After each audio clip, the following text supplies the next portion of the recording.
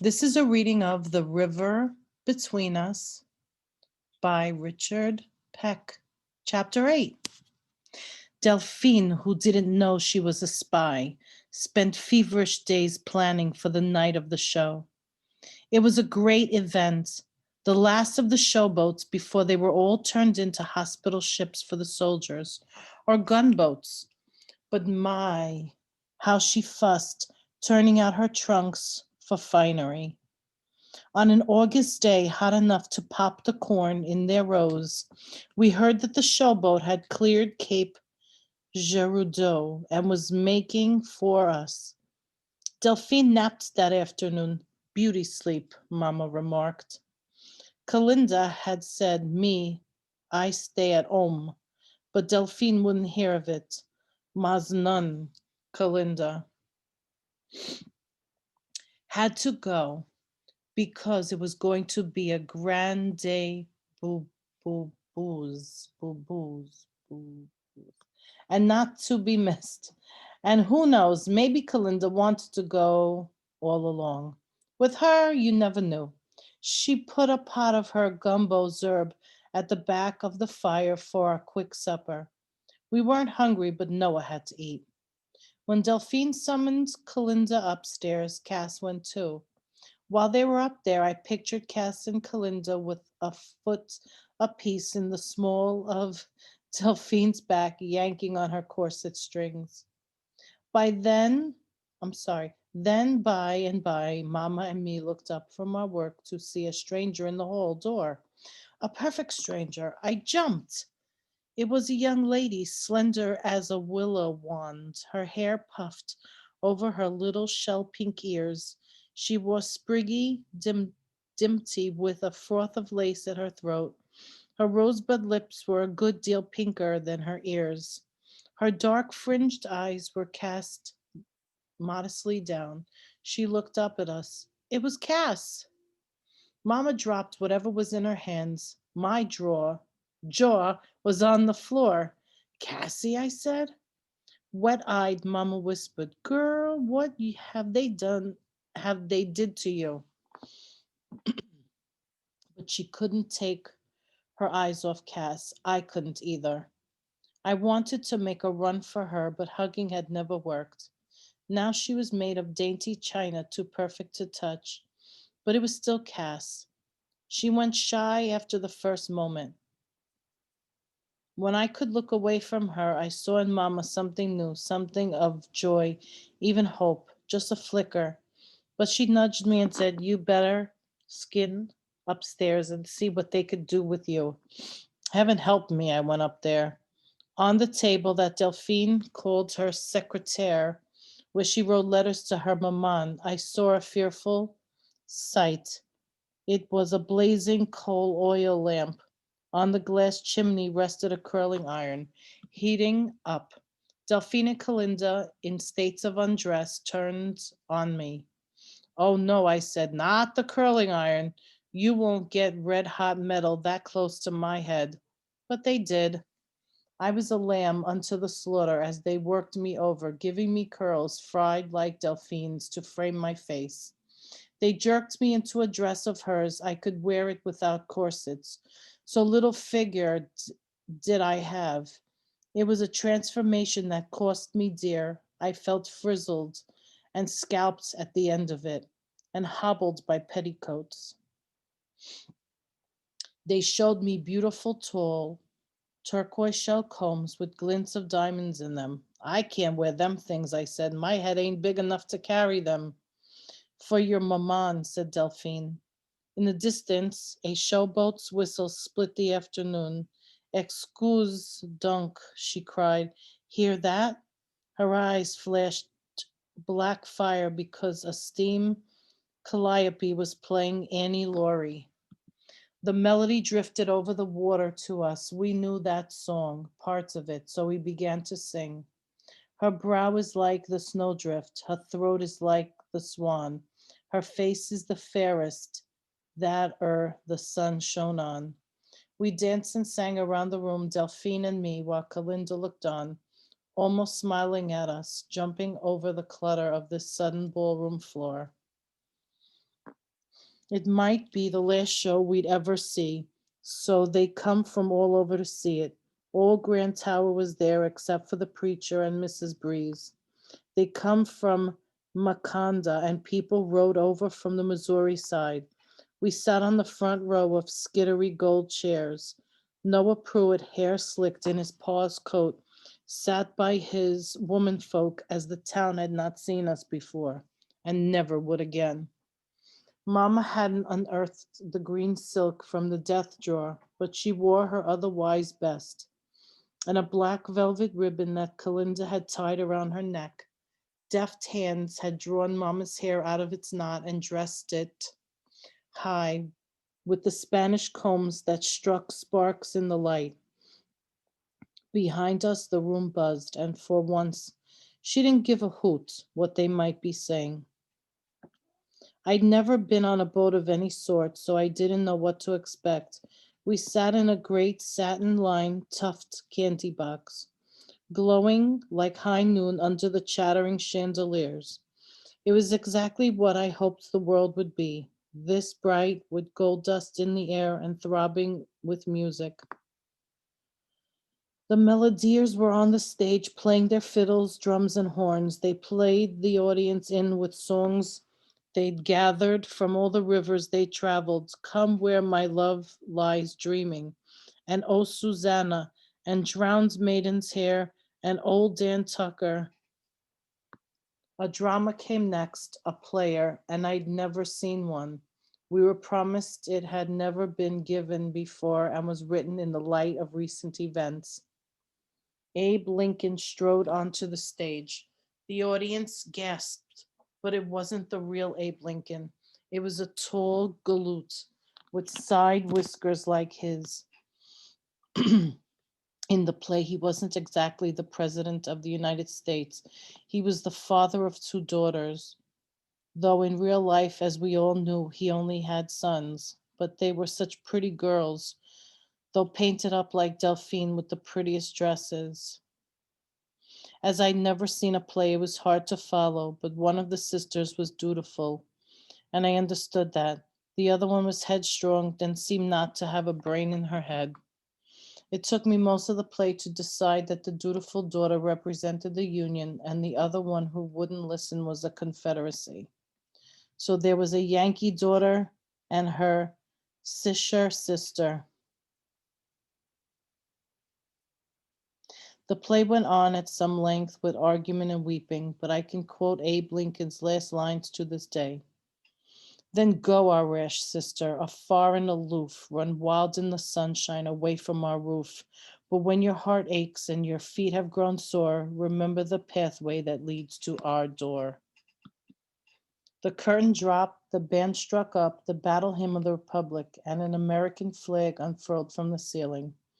Applause rocked the boat, though Delphine beside me was disgusted by the whole thing. C'est incroyable, she muttered, and more in French, all in French. She fiddled with her fan. Beside her, Kalinda stared into space with her hands in her lap. So I suppose Cass did the same. That was the serious part of the program. When the curtain rose again, it was a minstrel show with a line of men in chairs. The orchestra was a black man, but the minstrels were white men who rubbed burnt cork on their faces to look black. You could see the white skin behind their ears. The man at one end was called Mr. Bones, the man at the other end was Mr. Tambo, and the man in the middle was the interlocutor, whatever that might be. This was the comic part, and they swapped a lot of jokes I didn't get, but the crowd roared and they sang comic songs like Mary had a little lamb, with her it used to frolic. It licked her cheek in play one day and died of painter's colic. Mary had a little lamb, her father killed it dead, and now it goes to school with her between two hunks of bread. When they rung down the curtain, I don't know that Delphine liked that part better than the drama. She fanned fitfully and plucked at her skirts. Because of the corsets, you could hear her breathing. The next time the curtain went up, the stage was bare. The audience was invited to come up and dance. It reminded me that we'd had danced in town on the night Delphine and Kalinda had first come here. The orchestra struck up a lively tune, a cakewalk called Little Alligator Bait. People hung back. It wasn't our kind of dancing. It wasn't a square dance called by Mr. Chili Atterbury. But couples edged onto the stage. Then, with this night of wonders, Noah was bowing over Delphine, putting out his hand for all the world to see. My land, he was handsome, though defiant around his eyes. Delphine pressed her feather fan against her bosom and cast great fringe eyes up at him. He was asking her to dance, and it was a waltz. She held back only a short while. Mama, I muttered, does no one know how to do that kind of dancing? We're fixing to find out, she replied. The stage was half full of couples waltzing or trying to. But when Noah led Delphine onto the floor, all eyes were upon them. Her hoop skirts were wide enough to drive every other woman off the stage and overboard. Her shawl was a filmy net, the evening being hot as day. Her black dress was low cut to show the curve of her plump shoulders. A bouquet of artificial cabbage roses bloomed on her breast. When she reached high to plant her little mitted hand on Noah's shoulder, she engulfed him with her feather fan. And away they waltzed, her leading.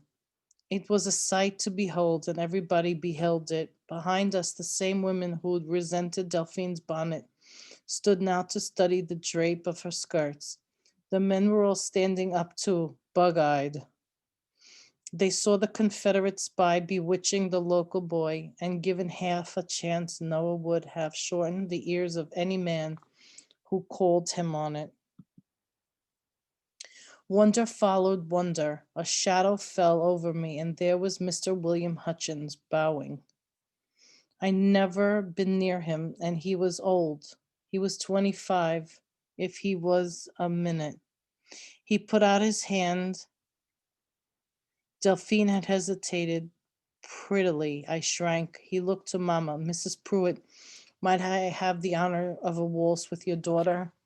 Mamma said he could have me, and he led me in a trance up on the stage. His coat was swallow-tailed, and the points of his high collar bit into his beard. That's a mighty pretty dress you're wearing, Miss Pruitt, he remarked. Well, it's Delphine's, I explained, every curl a quiver, and I don't know if I can I can waltz.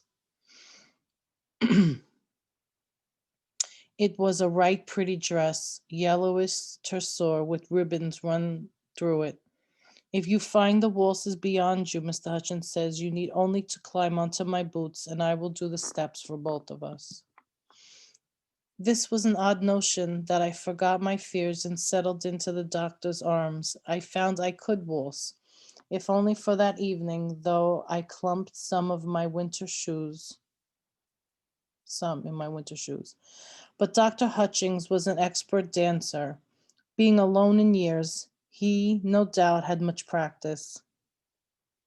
Sorry. Being along in years, he no doubt had much practice. We turned in the dazzle of light, and the petticoats rushed round my ankles. I was pretty nearly some other girl entirely. But waltzing is work, especially in this climate.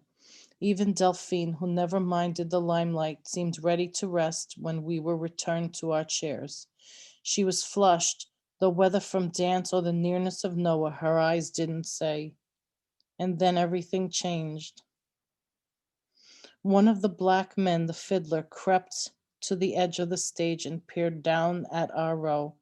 He pointed his bow and called out, Kalinda. It silenced the room. Delphine, who sat between us, was motionless.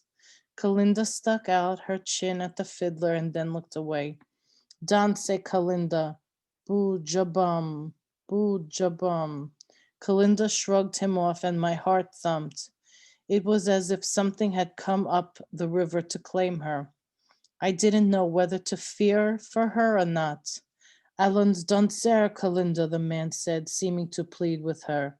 C'est pas tout le monde qui connaît. Danser les danses du vous temps, he sang. Delphine murmured what he was saying, though she never looked my way.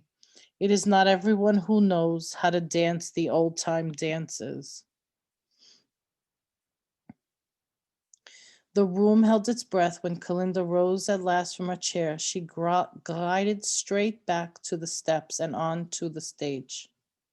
Her face a grave mask.